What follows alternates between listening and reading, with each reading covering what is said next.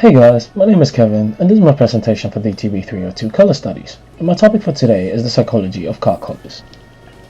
As we all know, with such a bigger variety of colors compared to what we had back then, as well as the limitations of factory standards within a particular motor vehicle, cars tend to speak for the owner's behalf. From the car make, its certain elements from safety ratings and such, the performance of the car, and of course, the color. Yet is it simply just a miscellaneous element towards the user? Or is it more than just what it is? Let's delve into how important colors are within the psyche of a person, before we meticulously dissect the science behind it. So okay, let's start with colors. Do they actually mean anything? Yes? No? No one's answering? Alright, I'll do it for you. In the TASI advice paper, Color Theory, Understanding and Modeling Colors, is that colors are not simply an objective thing. It is how the light travels and passes off towards what we see. With that being said, colors, according to Jonathan Cohen, states that these are extremely pervasive and salient features of the world. Moreover, people do actually care about the distribution of these features.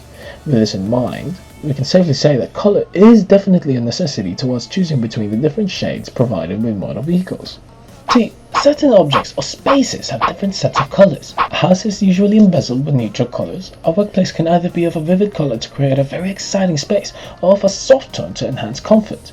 A room can be of an exciting color that could actually relate to its dweller. These things are there for a reason. Yet is it possible to relate this to cars?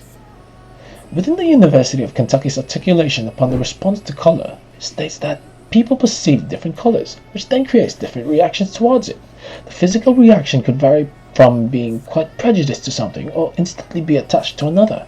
Preferences are what we develop at an early age, and we associate it upon different elements such as emotions or culture, or any of the sort. With that in mind, we can delve into the possibility of color actually having a massive impact towards car choice. So now that we've established the intertwinement of colors towards a particular thing, let's see if it's accurate, shall we? As examples to this is that red is said to be an angry color, and white is to be of an average disposition, and blue is of a calming color.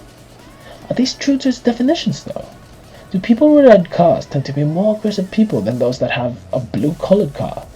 Do people with white cars equate to mediocre standards? I'm not quite sure. With what I do know though is that an automobile marketing research company called CNWMR, or Coastal Northwest Marketing Research Incorporated, has released a report of the observations wherein the color upon a motor vehicle does have a valid scientific point within the psychological region.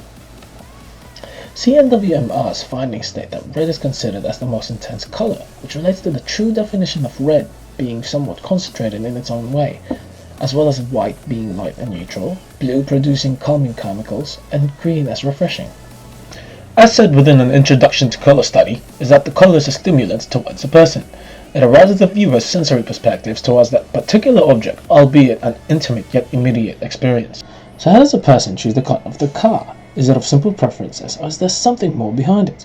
Studies show that the color white is the biggest trend that we have as of now. It used to be silver or black, and the rest of the colors trail behind. But why is it white of all things now? As stated by Top Gear in the recent show, is that white has overcome the popularity of silver as the top colors for cars. Yet why should we choose a color that would be the hardest to clean? Simple, this is about quiet sophistication. The neutral color, well, more like the absence of color, indicates a very simplistic style that gives a more intriguing taste. The Blake Project, a leading consultancy in Rochester, New York and Los Angeles, say that colors can actually have an effect towards a person's state of mind and cognitive abilities, as it was demonstrated in the numerous research studies. So what does this all mean?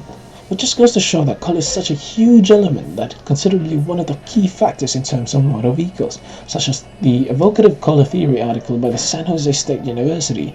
It states that certain colors evoke or cause emotions or feelings, yet many colors carry nearly universal symbolisms towards the viewer itself.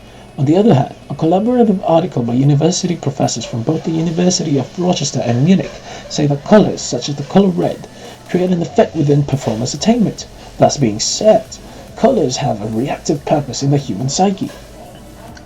Overall, the conclusion of this video is that color not only responds towards the user of the car, but it actually creates a space and persona of the person. As said by CNWMR, is that people with different car colors have different results, such as mood or confidence upon color to everything in between. There's a necessity towards it rather than just for aesthetic purposes.